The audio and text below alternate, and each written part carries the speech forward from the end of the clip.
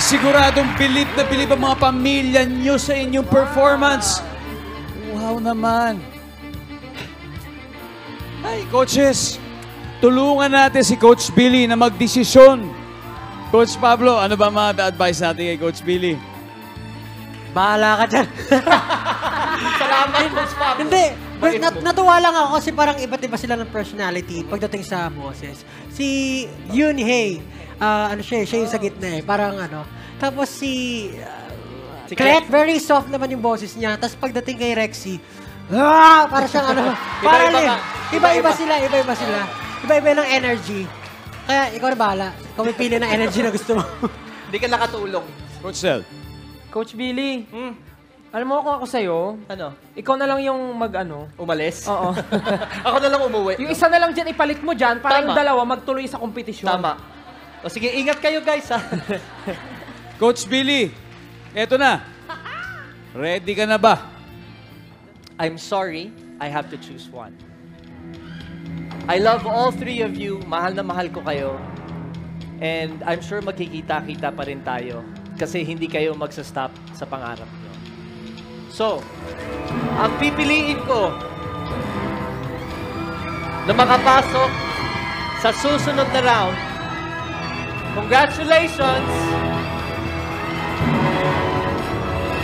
Rexilin.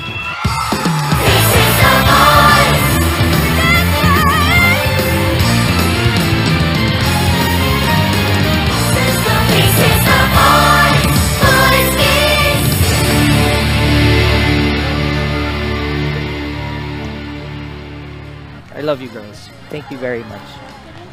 Congratulations, Congratulations. Rexilin. You are now Congrats, moving Rex. on to the sing-off round bilang parte na ng Team Believe. Kay Yoonhae at saka Clet, thank you so much. Iniintay na kayo ng inyong pamilya sa likod. Alright, coaches, si Yoonhae at saka si Clet are now up for steal. Coach Pablo, meron ba sa kanila?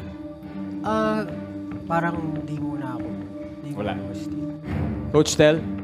Ako po, Kuya Dong, nakitaan ko sila talaga na ginawa nila yung best nila tonight. But I think, hindi po muna for now. Okay. And finally, ito baka mag-steal siya. Tignan natin. Coach Julie. Ako, Kuya Dong, baka hindi muna siguro kasi masyado pong masakit yung puso ko eh. Hanggang kailan yan?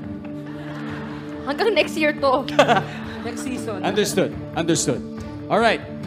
So, wala pong pumili, wala nag-seal. Maraming salamat, coaches.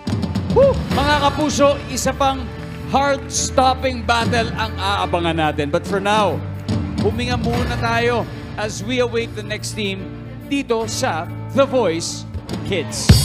This is